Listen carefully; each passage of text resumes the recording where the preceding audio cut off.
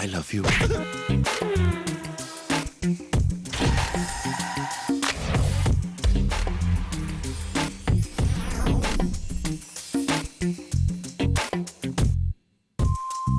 On Storyboard today, how much battering can the IPL brand withstand? To sell or not to sell, a question independent agencies will have to confront sooner than later. And the highlights of Super Bowl 2012. Hello and welcome to Storyboard. I am Anuradha Sengupta. Now we all know that the IPL is the child of controversy. Every year since its start, it has been the center of ugly business and political wrangling. This year, it's the Sahara India Group that's taking on the BCCI over the player auction, which it claims was unfair. To mount pressure last Sunday, Sahara announced that it would withdraw as sponsor of the Indian cricket team and end a 12-year-long association. Of course, since then, both the BCCI and the Sahara Group have made conciliatory noises suggesting that some compromise that keeps everyone happy may be hammered out. Animesh Das finds out if the IPL brand can survive this latest round of battering.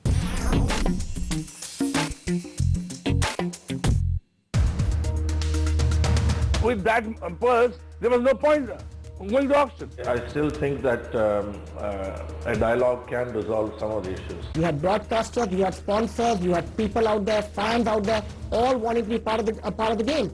Today, why is everybody walking out? Another year, another controversy, but the same battleground, the IPL. Just an hour before the player auction for Season 5 got underway on February 4th, the BCCI's oldest partner, the Sahara Group, said it would withdraw from all cricket under the BCCI. That includes the ownership of its IPL franchise, Pune Warriors India, that it had paid 1,700 crore rupees for in 2010. It also said that it would end its 11-year sponsorship of the national cricket team.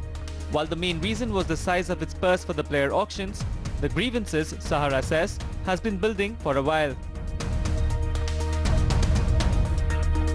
You see, in the first bidding of the IPL 2008, only a manager's confusion. He went to the documents and the money or whatever 24 hours late, but 24 hours before the bid was to be opened. Do you think Sahara didn't deserve to get that little consideration? Last year only I had said you should open the auction because there are two new teams and there should be level playing field. It is in the interest of the tournament. I had told them if all the teams are properly balanced, viewers will enjoy each and every match. You should allow Saurabh in place of Yuvraj and give us full purse at least, if not added purse. Without a full purse, what was the idea of going to the auction? I tell you very frankly, our team wanted to take Jadeja. And this list goes on. Since the IPL launched in 2008, its founder commissioner has had to flee the country. Two teams, Kings 11 Punjab and Rajasthan Royals, are hanging in there on the basis of a legal order. The 9th team, Kochi Tuskers, has been axed, while the owners of the 10th team are threatening to pull out. So while the league may be used to a fresh problem every year, the big question is how long will it be able to survive these body blows? The critics of the BCCI, both old and new, say the end may be near. Is there any level of transparency? Are there any sacrosanct rules which are already laid? If they are, can we please have them on their official website so that every franchisee and spectator who is a key stakeholder understands and knows that these are the rules and these will not be bent for anyone, whosoever it might be, howsoever powerful that franchisee might be. So therefore, different standards are being adopted for different people at different points in time, and which is why the entire brand IPL today is a laughing stock. And instead of what Lalit Modi in those days had created, it was a huge international brand with a certain level of spectator interest, which is why it was generating the kind of money. But if ICC and if BCCI and IPL continue the way they are doing, then I have no doubt that IPL in the next 2 years will be history. Things happen in IPL and then they change it. New governance comes in, new laws come in overnight. If you're still in that stage, for God's sake, have an open mind, especially when your sponsor has invested over 12 years, especially when your sponsors are actually in shaky waters. IPL is now not cricket, it's a commodity. Especially when this commodity is not being traded over the last five years now, 4.5 years. It's not traded. No stock of IPL has yet been traded in the market. So the valuation is notional still. Point number 2, no team has still made money from IPL. Okay? And point number 3, the franchise model which was sold as a dream is still not in action. It is a superstar model. It's not a franchise model yet. Having said that, these 3 pillars are still not in black and rocking.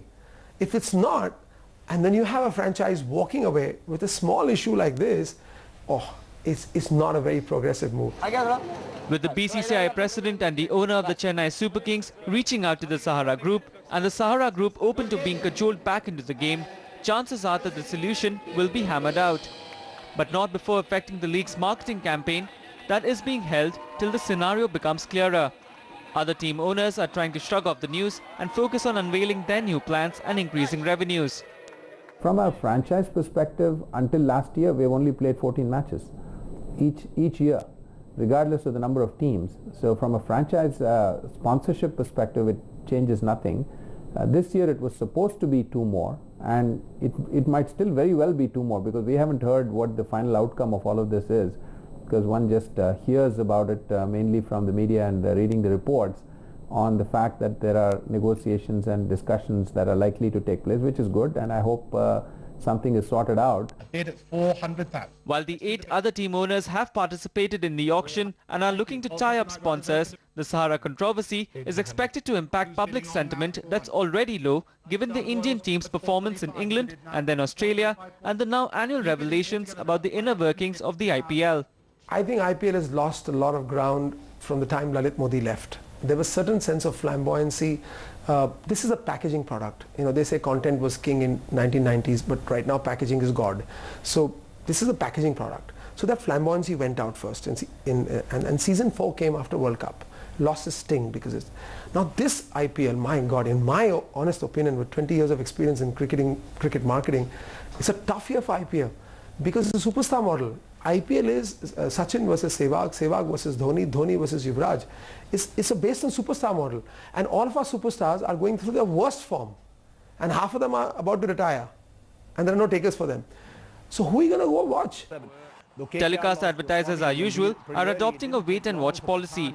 But playoff and strategic timeout sponsor Max Mobiles has already pulled out because of its own financial difficulties.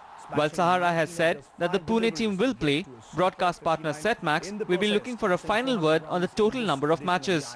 Another concern will be last year's ratings that at just 3.59 was 30% lower than 2010 and the lowest in its 4-year history.